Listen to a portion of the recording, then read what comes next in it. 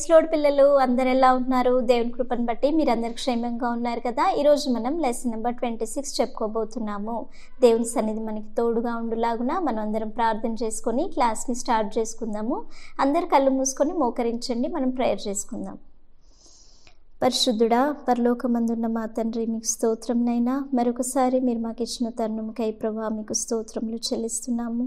ఈ క్లాస్ అంతటిలో మీరు మాకు తోడుగా ఉండండి, మీరే మమ్మల్ని నడిపించండి ప్రభువా. మీరు మంచి కాపరి అని పిల్లలు గ్రహించినట్లుగా మీ యొక్క పరిశుద్ధాత్మ సహాయము దయచేయమని మా తండ్రి ప్రభువైన యేసుక్రీస్తు అతి పరిశుద్ధమైన నామంలో ప్రార్థించి వేడుకొంచున్నాం తండ్రి, ఆమేన్. సో ఈరోజు మనం చెప్పుకోబోతున్న లెసన్ తప్పిపోయిన గొర్రె మరియు పోగొట్టుకొనిన నాణెము, the lost sheep and the lost coin.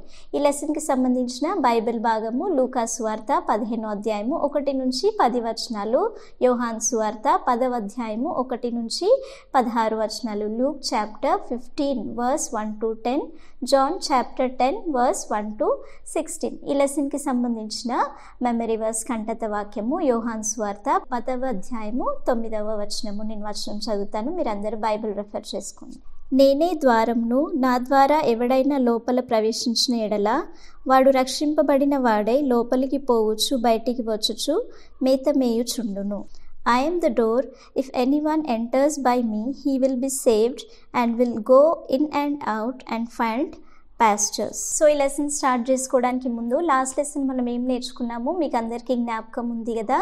తప్పిపోయిన కుమారుడు, ద ప్రాడిగల్ సన్. ఆ లెసన్లో మనం ఏం చూసాము, అక్కడ ఒక వ్యక్తికి 2 కుమారులు ఉన్నారు. అందులో చిన్న కుమారుడు ఆస్తిలో తనకి రావాల్సిన భాగంను పంచివ్వమని చెప్పినప్పుడు తండ్రి ఆ ప్రకారంగానే చేస్తాడు. అయితే కొన్ని దినముల తర్వాత ఆ చిన్న కుమారుడు ఏం చేస్తాడు, తనకున్నవన్నీ కూడా కూర్చుకొని దూరదేశం ప్రయాణమై వెళ్ళిపోయి అక్కడ వ్యర్థంగా ఆస్తినంతటిని కూడా ఖర్చు చేసి ఆస్తినంతటిని పాడు చేస్తాడు. అప్పుడు అతనికి ఏమీ కూడా అతని దగ్గర ఉండదు. అదే సమయంలో ఆ దేశంలో కరువు కలుగుతుంది. అతనికి తినడానికి కూడా ఆహారం ఏమీ ఉండదు. కాబట్టి అతడు ఏం చేస్తాడు, పందులను మేపుచు అక్కడ పందులకి పెట్టే పొట్టు ద్వారా అతడు తన కడుపు నింపుకోవాలని ఆశపడతాడు. కానీ ఎవ్వరు కూడా అతనికి ఏమీ కూడా ఇవ్వరు అనమాట. అప్పుడు అతనికి బుద్ధి వచ్చి, తండ్రిలు జ్ఞాపకం వచ్చి అతను ఏమనుకుంటాడంటే, ఇంకా నేను నా తండ్రి యొద్దకు వెళ్ళి నేను చేసిన పాపం విషయమే అతని దగ్గర క్షమాపణ అడుగుతాను, నేను అతనిని అడుగుతాను, తన ఇంటిలో ఒక దాసునిగా నన్ను పెట్టుకోమని అడుగుతాను అనేసి అతడు బుద్ధి వచ్చి లేచి అక్కడి నుంచి తన తండ్రి ఇంటికి బయలుదేరుతాడు. అతడు ఇంటికి వెళ్తున్న సమయంలో దూరం నుంచే తండ్రి అతన్ని చూసి అతని మీద కనికరపడి అతని యొద్దకి పరిగెత్తుకొని వెళ్ళి అతని మెడ మీద పడి అతన్ని ముద్దు పెట్టుకొని అతన్ని క్షమిస్తాడు కదా. ఇంకా క్రొవిన దూడను వధించి గొప్ప విందుని అక్కడ ఏర్పాటు చేస్తాడు. ఈ విషయాలన్నీ కూడా పెద్ద కుమారునికి తెలియదు. అతడు పొలం నుంచి వస్తున్నప్పుడు ఇవన్నీ వినేసి అతడు తన దాసుని అడుగుతాడు, ఏం జరిగింది అని అడిగినప్పుడు, నీ తమ్ముడు సురక్షితంగా తిరిగి వచ్చినందుకు నీ తండ్రి క్రొవిన దూడను వధించాడని చెప్పినప్పుడు ఆ పెద్ద కుమారుడు అలిగి ఇంకా కోపపడి అతడు లోపలికి వెళ్ళకుండా బయటే నిలబడి ఉంటాడు. అప్పుడు తండ్రి వెళ్ళి పెద్ద కుమారుని బ్రతిమలాడతాడు కదా, లోపలికి రమ్మని చెప్తాడు. చెప్పినప్పుడు అతడు ఒప్పుకోడు. అయినా కూడా అక్కడ తండ్రి ఏమని చెప్తాడు, తమ్ముడు చనిపోయి మరలా బ్రతికాడు, అతడు తప్పిపోయి దొరికాడు కాబట్టి మనం సంతోషించుట యుక్తమే అనేసి అక్కడ పెద్ద కుమారునితో చెప్తాడు కదా. అది లాస్ట్ లెసన్లో మనం నేర్చుకున్నాం కదా. సో ఈరోజు లెసన్లో మనం ఏం నేర్చుకోబోతున్నామంటే తప్పిపోయిన ఒక గొర్రె గురించి, అదే సమయంలో ఒక స్త్రీ పోగొట్టుకున్న ఒక నాణం గురించి ఈ లెసన్లో మనం నేర్చుకోబోతున్నాం అనమాట. ఇంకొక విషయం మనం ఈ లెసన్లో ఏం నేర్చుకుంటామంటే ఏసే మన మంచి కాపరి అని ఈ లెసన్లో మనం నేర్చుకోబోతున్నాం. యాక్చువల్గా మంచి కాపరి అంటే ఎవరు? కాపరికి గొర్రెకున్న సంబంధం ఏంటి? గొర్రె ఏంటి, అదొక సాధు జంతువు కదా, అది చాలా జెంటల్గా ఉంటుంది కదా. గొర్రెని మేపడానికి కాపరి ఖచ్చితంగా ఉండాల్సింది కదా. ఈ కాపరి ఏం చేస్తాడు, తన గొర్రెలని ఎంతో ప్రేమిస్తాడు కదా, వాటికి చక్కగా వాటిని గడ్డి ఉన్న చోటికి వాటిని నడిపిస్తాడు, పచ్చిక గల చోట్లకి వాటిని నడిపిస్తాడు, మంచి జలములు ఉన్న చోటికి వాటిని నడిపిస్తాడు. క్రూర జంతువులు వచ్చినప్పుడు ఆ క్రూర జంతువుల నుంచి తన గొర్రెలని సురక్షితంగా కాపాడుతాడు కదా, వాటిని ఎంతో జాగ్రత్తగా చూసుకుంటాడు. అవి ఒకవేళ ఒకవేళ దారి తప్పి అటు తిరిగిపోతున్న సమయంలో కూడా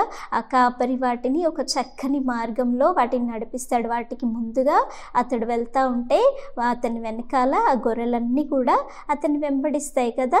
కాబట్టి మంచి కాపరికి ఉన్న లక్షణాలు అవన్నమాట. అయితే యేసయ్య కూడా మన మంచి కాపరి అనేసి ఈ లెసన్లో మనం నేర్చుకోబోతున్నాం. కాబట్టి మీరందరూ లెసన్ని శ్రద్ధగా వినాలి, ఎవ్వరు కూడా అశ్రద్ధగా కూర్చోవద్దనమాట. అయితే మీరు జనరల్గా మీ చేతిలో నుంచి ఎప్పుడైనా ఏదైనా ఒక వస్తువు పోగొట్టుకుంటారు కదా, ఇంట్లో కానీ స్కూల్లో కానీ ఏదైనా ఒక విలువైన వస్తువులు, మీ పెన్ను కానీ బుక్ కానీ ఏదైనా డబ్బులు కానీ ఏదైనా పోగొట్టుకున్నప్పుడు మీరు ఏం చేస్తారు?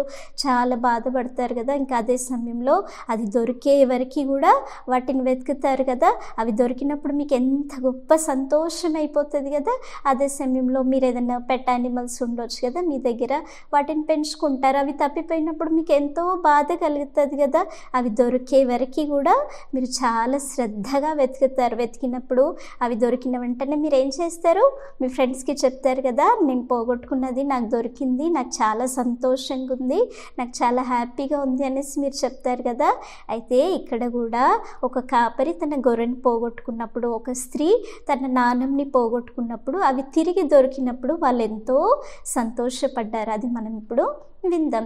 అయితే యేసయ్య ఈ లోకంలో ఉండి అతను బోధిస్తున్న సమయంలో అనేక సుంకర్లు పాపులు అతని బోధ వినడానికి ఆయనని వెంబడించేవారనమాట. ఇది చూసిన పరిసయ్యులకి శాస్త్రులకి వాళ్ళు ఏం చేసేవారంటే, వాళ్ళు యేసయ్య గురించి ఇతను పాపులతో కూడా భోజనం చేస్తున్నాడు అనేసి అతని మీద సనుగుతూ ఉండేవారనమాట. అయితే అలా సనిగినప్పుడు అప్పుడు యేసయ్య ఈ 2 ఉపమానాలు చెప్తాడు. ఫస్ట్ ఉపమానం ఏంటంటే తప్పిపోయిన గొర్రె గురించి.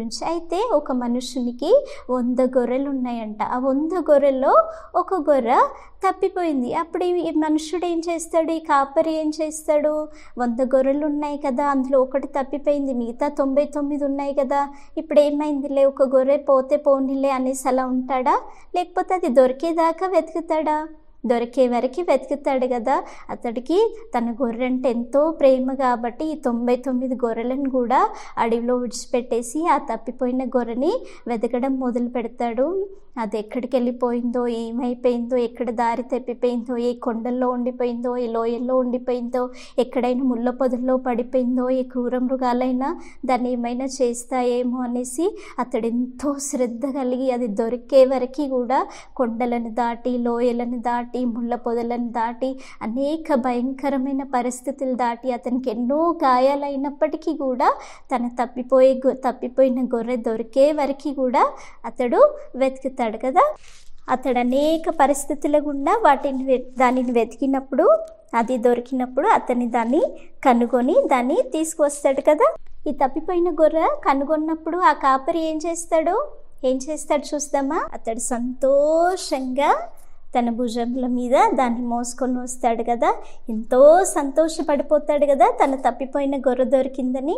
ఇంకా అతను ఏం చేస్తాడు? తన స్నేహితుల యొద్దకి, తన పొరుగు వారి యొద్దకి వెళ్ళి, మీరు నాతో కూడా సంతోషించండి, తప్పిపోయిన నా గొర్రె దొరికింది అనేసి వారితో చెప్తాడనమాట. అయితే యేసయ్య ఈ ఉపమాన భావం ఏమని చెప్తాడంటే, మారు మనసు అక్కరలేని 99 మంది నీతిమంతుల విషయంలో కలిగే సంతోషం కంటే కూడా మారు మనసు పొందే ఒక్క పాపి విషయంలో పరలోకమందు గొప్ప సంతోషం కలుగును అని చెప్తాడనమాట. అంటే దాని అర్థం ఏంటంటే, ఇప్పుడు ఎవరైతే తమకు తాము మేము నీతిమంతులము, మంచివారము, పరిశుద్ధులము అని ఎవరైతే అనుకుంటారో వారు ఎప్పుడు కూడా మారు మనసు పొందుకోరనమాట. అయితే వాళ్ళ విషయంలో సంతోషం లేదు. కానీ ఎవరైతే నేను పాపిని అని ఒప్పుకుంటారో అలాంటి వారు ఒక్కరైనా కూడా పాపిని ఒప్పుకొని మారు మనసు పొందుకుంటే ఆ ఒక్కరి విషయంలో పరలోకమందు గొప్ప సంతోషం కలుగుతుందన్నమాట. సో రెండో ఉపమానం యేసయ్య ఏమని చెప్తాడంటే, ఒక స్త్రీ దగ్గర 10 వెండి నాణములు ఉన్నాయన్నమాట. చూడండి, 10 వెండి నాణములు ఆమె దగ్గర ఉంటాయి. అయితే అప్పుడు ఆమె ఒక్క నాణంని పోగొట్టుకుంటుంది. అప్పుడు ఆమె ఒక్క నాణం పోగొట్టుకున్నప్పుడు ఆమెకి ఎంతో బాధ కలుగుతుంది కదా. ఒక్క నాణమే పోనీలే అని అనుకుంటుందా? ఆ ఒక్క నాణంతో కూడా ఆమెకి ఎంతో పని ఉంటుంది కదా. కాబట్టి అప్పుడు ఆమె ఏం చేస్తుందంటే ఆమె పోగొట్టుకొని ఆ నాణం వెతకడానికి దీపం వెలిగించి ఇల్లు ఊడ్చి జాగ్రత్తగా ఆ నాణంని వెతుకుతుంది అనమాట. అలా వెతికినప్పుడు ఏమవుతుంది? పోగొట్టుకొని నాణం ఆమెకి తిరిగి దొరుకుతుంది. తన నాణం తిరిగి దొరికినప్పుడు ఆ స్త్రీ ఏం చేస్తుంది? ఆమె సంతోషంతో ఇరుగు పొరుగు వారిని, తన స్నేహితులని అందరినీ కూడా పిలుచుకొని, నాతో కూడా మీరు సంతోషించండి, పోగొట్టుకొని నా నాణము తిరిగి దొరికింది అనేసి చెప్పి ఆమె చాలా సంతోషపడుతుంది అనమాట. అయితే ఉపమాన భావము యేసయ్య ఏమని చెప్తాడు తెలుసా? మారుమనసు పొందుకొని ఒక్క పాపి విషయంలో పరలోకమందు దేవదూతల ఎదుట గొప్ప సంతోషం కలుగును అనేసి చెప్తాడనమాట. సో ఈ రెండు ఉపమానాలు మీకు అర్థమయ్యాయి కదా.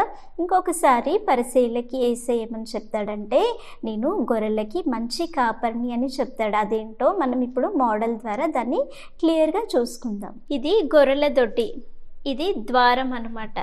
ఇప్పుడు కాపరి కానీ గొర్రెలు కానీ లోపలికి వెళ్ళాలి, బయటికి రావాలి అన్నా ఈ ద్వారం గుండానే వస్తాయి అన్నమాట. అయితే యేసుక్రీస్తు ఏమని చెప్తాడంటే, ఈ ద్వారం గుండా కాకుండా దొడ్డి ద్వారం గుండా ఎక్కి వచ్చేవాడు దొంగయు దోచుకొనివాడు అని చెప్తాడనమాట.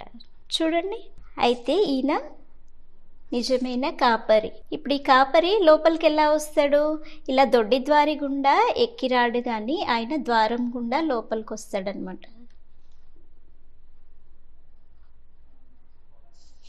కాపరి లోపలికి వచ్చినప్పుడు గొర్రెలు ఆయన స్వరాన్ని వింటాయి. ఈ కాపరి ఏం చేస్తాడంటే తన గొర్రెలన్నిటిని కూడా పేరు పేరు చొప్పున వాటిని పిలుస్తాడు. చూడండి, గొర్రెలన్నీ కాపరి స్వరాన్ని, ఆయన పిలుపుని విని ఆయన దగ్గరకు వచ్చాయి కదా. ఇప్పుడు ఈ కాపరి వాటిని బయటికి తీసుకొని వెళ్తాడనమాట. అయితే ఆ కాపరి గొర్రెలని నడిపిస్తున్నప్పుడెల్లా కూడా ఆయన వాటికి ముందుగా ఉండి వాటిని నడిపిస్తాడనమాట.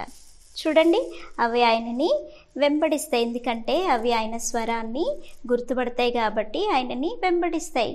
అన్యుని స్వరం అవి గుర్తుపెట్టవు కాబట్టి అన్యుణ్ణి అవి వెంబడించవు. యేసయ్య ఏమని చెప్తాడంటే, గొర్రెలకు పోవు ద్వారంను నేనే అని చెప్తాడు. అంటే ఇప్పుడు గొర్రెలు లోపలికి వెళ్ళాలన్నా బయటికి రావాలన్నా ఈ ద్వారం గుండానే వెళ్ళాలి కదా. అదేవిధంగా మనం కూడా ఆయన యొక్క గొర్రెల మందలోకి వెళ్ళాలి అంటే యేసుక్రీస్తు ద్వారానే తప్ప మనం ఎవరి ద్వారా కూడా ఆయన మందలో చేరలేమన్నమాట. నేను మాత్రము గొర్రెలకు జీవంను ఇవ్వడానికి, సమృద్ధి అయిన జీవంను ఇవ్వడానికి నేను వచ్చి ఉన్నాను, వాటి కొరకు నా ప్రాణంను పెట్టడానికి నేను వచ్చి ఉన్నాను అనేసి యేసయ్య చెప్తాడు. అందుకనే యేసయ్య మనమెవరో మనం యేసయ్యకి తెలుసు, మన ప్రతి పేరు యేసయ్యకి తెలుసు. కాబట్టి మనం ఆయన స్వరంను విని ఆయన పిలిచినప్పుడు మనం ఆయనని వెంబడించే బిడ్డలుగా ఉండాలి. అయితే జనరల్గా మనకు తెలుసు కదా, కొంతమంది గొర్రెలను కాయడానికి ఏం చేస్తారు? జీతగాళ్ళని పెట్టుకుంటారు కదా డబ్బులు ఇచ్చి. అయితే ఈ జీతగాడు ఏం చేస్తాడు? ఎప్పుడైనా తోడేలు వచ్చినప్పుడు ఆ తోడేలు విషయంలో అతడు భయపడి, గొర్రెలు తనవి కాదు కదా కాబట్టి అతను ఏం చేస్తాడు?